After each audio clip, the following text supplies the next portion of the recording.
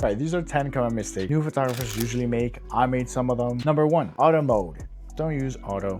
If you're gonna go for auto, try to use the other modes like aperture priority or shutter speed priority, to kind of get to know your camera a little bit better. Number 2, everything just happens to be blurry and it's not as sharp as you want it to be. That is your shutter speed. Whatever lens it is, try not to go under the double of the focal length. So if you're shooting with a 50mm lens, you want to stay at like 1/100. You don't want to drop below that because you will then start to get a little motion blur and your photos will not look as sharp, right? That's just shutter speed overall. Number 3, ISO. Now, a lot of beginners make the mistake of you're shooting some photos and you bring your ISO down to 500, 800. Then you just happen to go back home, put your camera away, work on your edits, and then you take your camera back out again when it's 9, 10 p.m. You were like, hey, look, I'm gonna take some photos. You don't adjust your ISO, your photos are gonna be so dark, completely underexposed, right? So always make sure to check your ISO, right? Number 4, crooked horizons, right? You are not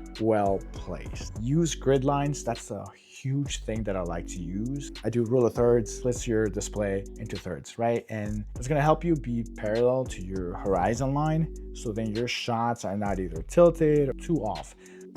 The photo not being leveled, it also affects a lot of composition. You don't really have to follow certain rules, right? But these are some things that a lot of people make mistakes in. Once you get a little bit better, then you're gonna start bending some of these rules. Number 5, don't let your camera decide who's important in the photo, right? Meaning, don't put autofocus, right? Because you never know.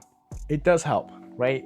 Kind of learning the different autofocus modes that your camera has. If you're taking portrait of somebody and they're getting a really nice photo and you're just full auto mode and full autofocus, you might just focus on the wrong thing. You might be trying to get a specific person, but then you don't realize that the camera focused on something behind them or something up there or here, right? Just be more aware of that.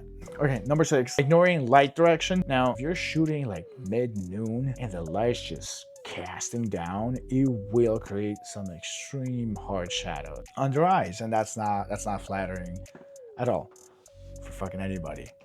If you're out on a park and you're shooting and you're not aware where your light source is coming from, you might be shooting with a light source behind them and now your subject is underexposed, right? And then let's say, even worse, if you're shooting on auto, oh my god, cameras also auto expose.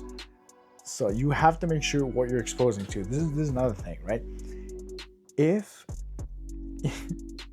you don't figure this shit out, okay, I'm going off topic. Number 7, this is another one I'm gonna call myself out. I did this a lot. It is standing too far away. Once you get over that hurdle of bringing your camera with you and actually using it, I know I went through this thing where I was like, I'll just zoom in, right? Either with a zoom lens or just in post, right? That doesn't work.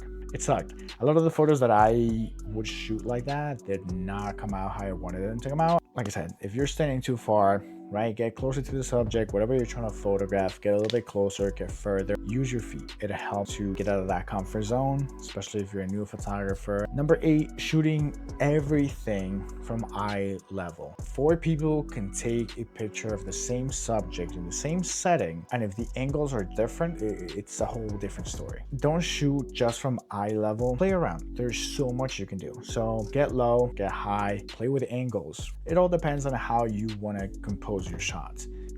People make a common mistake is number 9, not checking settings in between shots. You go to an outside shoot, take some good pictures. Wow, I really like these. Then you go indoors and you continue to take photos, right? Like nothing has changed, and now everything is overexposed or underexposed, right?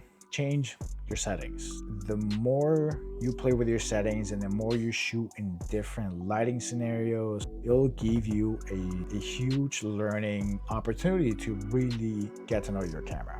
Number 10, a lot of people blame their camera, meaning, oh, if I had this Sony A1, my photos would be a lot better. It's not. It really is not. I started with a Nikon D7100. I started with that camera in 2015. The first thing I did, I read the whole fucking manual. I didn't understand half of it, but I got that out of the way, so then I can go and play with the camera. This helps you understand your camera a lot better, right? And at first I made the same mistake. At first I was like, oh, I like this camera, but once I found out that there was better cameras, I was like, oh, why am I shooting with this? Why am I not shooting with like a $6,000 camera? Truthfully, it doesn't matter. If your photos are shit with a base camera, your photos are still gonna be shit with a high range to mid-range camera.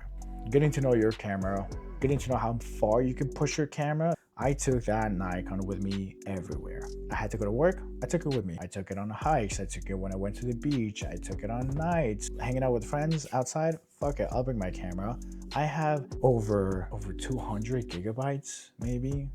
I don't know. I have so many folders filled with photos of me just taking it out, and you can really see the progression of just shooting in auto and not knowing what the fuck you're doing to then being able to really master your camera and then understanding it. A little side story. A couple of months ago, I was with a coworker of mine who's starting his journey as a photographer. So he's like, oh, you have this really nice camera. He's like, that's why your photos are good. Now I have a Sony a7S III.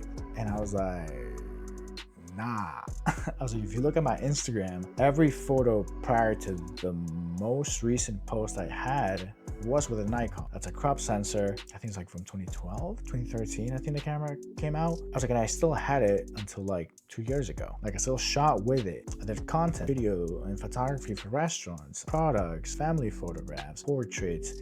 I did macro photography with that little, camera, but it was because I got into nitty gritty, really getting to know what my camera could do and how far I can push it. Overall, those are the 10 common mistakes I've seen people make. If you're new to photography and want to learn more things, follow me, give it a like, and I'll post more videos like this. And